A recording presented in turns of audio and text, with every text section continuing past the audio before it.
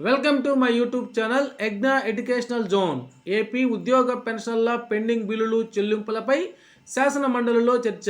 12వ PRC IR మొదలగు వివరాలతో కూడినటువంటి వీడియోనైతే మనం చూసే ముందుగా ఫ్రెండ్స్ ఎవరైనా ఇంకా మన ఛానల్ని సబ్స్క్రైబ్ చేసుకోకపోతే వెంటనే సబ్స్క్రైబ్ చేసుకోండి. అదేవిధంగా వీడియో మీకు నచ్చట్లయితే ఒక లైక్ చేసి ఛానల్ని సపోర్ట్ చేస్తారని ఆశిస్తూ ఇక వివరాల్లోకి వచ్చినట్లయితే ఏపీ శాసన మండలిలో వాయిదా తీర్మానం ద్వారా ఉద్యోగులకు, ఉపాధ్యాయులకు, పెన్షన్లకు 12వ వేతన సంఘం నియామకం జరపాలని, పెండింగ్ బకాయిలను చెల్లించాలని, కాంట్రాక్ట్ ఉద్యోగుల, కాంట్రాక్ట్ అధ్యాపకుల రెగ్యులేషన్ ప్రక్రియను కొనసాగించాలని, 2003 ఉద్యోగ ఉపాధ్యాయులకు పాత పెన్షన్ విధానాన్ని అమలు చేయాలని పీడీఎఫ్ సభ్యులు కెఎస్ లక్ష్మణరావు మరియు ఐ వెంకటేశ్వరరావు గారు అయితే ప్రభుత్వాన్ని కోరడం జరిగింది. అదేవిధంగా ఇక్కడ మనం స్క్రీన్ మీద చూస్తున్నాం ఒక సర్క్యులర్ మెమోని.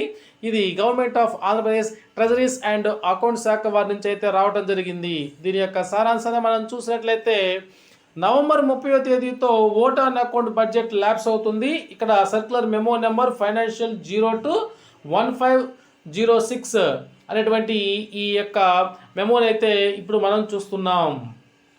పై ప్రభుత్వ ఉత్తర్వుల ప్రకారము ఓట్ ఆన్ అకౌంట్ బడ్జెట్ అనేది నవంబర్ 30, 2024తో ల్యాప్స్ అవుతుంది. కాబట్టి అందరూ డీడీఓలు గమనించి మీ బడ్జెట్ కేటాయింపులు అనుగుణంగా బిల్లుల్ని నవంబర్ 30, 2024 తేదీ లోపల ఖజానా కార్యాలయానికి పంపి ఆమోదింప చేసుకోగలరు అని డిటిఏ నుంచి అయితే మనకి ఆదేశం అయితే రావడం జరిగింది. ఓకే ఫ్రెండ్స్, ఇది ఈనాటి సమాచారం.